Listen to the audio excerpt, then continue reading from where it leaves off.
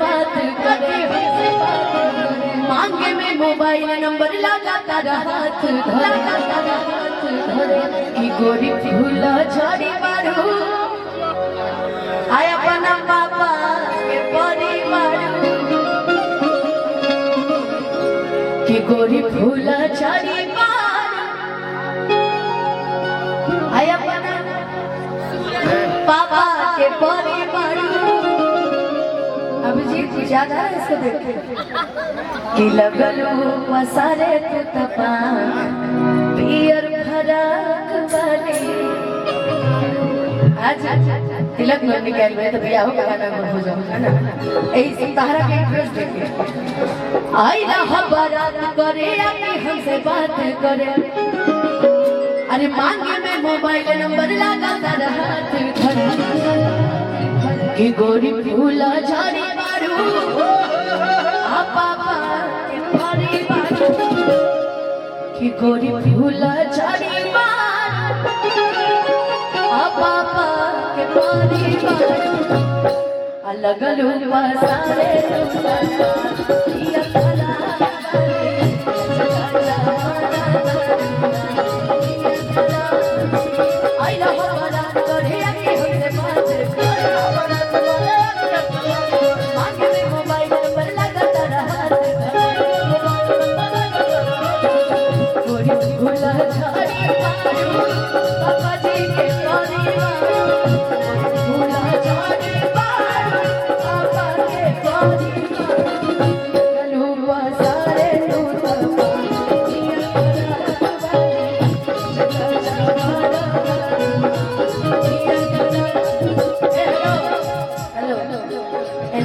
पैसा ना खत्म हो जाए मतलब तू वजह से हिलवा ना कौन सा और उनसे क्या बताइए पक्का भूले गाय कतना दिन से एगो लड़का एक बार कतना दिन से एगो लड़का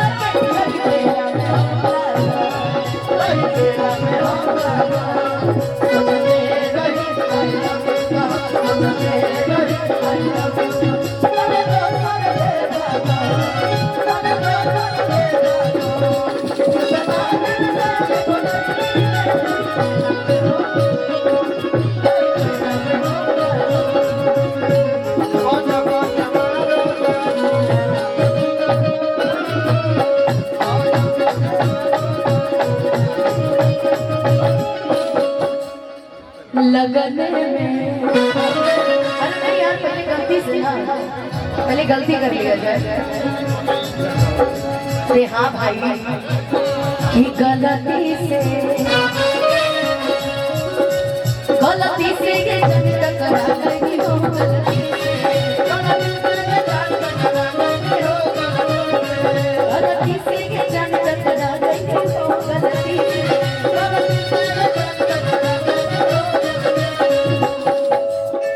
लड़की के देखी पगलाया बड़का लड़की पगलाया बड़का